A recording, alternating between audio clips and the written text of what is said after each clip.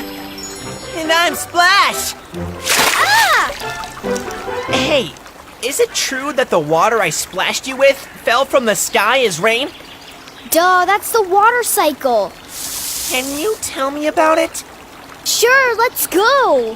Ha! Whoa!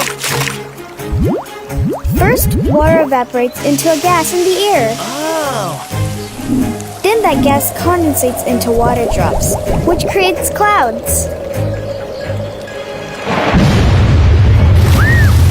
whoa! After that, water precipitates as rain, snow, hail, or sleet. Cannonball! Ooh, all that rain turned into mud.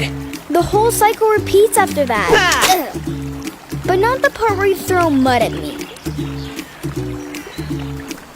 Wait, how does water from the lake get into the bathtub? Watch our next adventure to find out.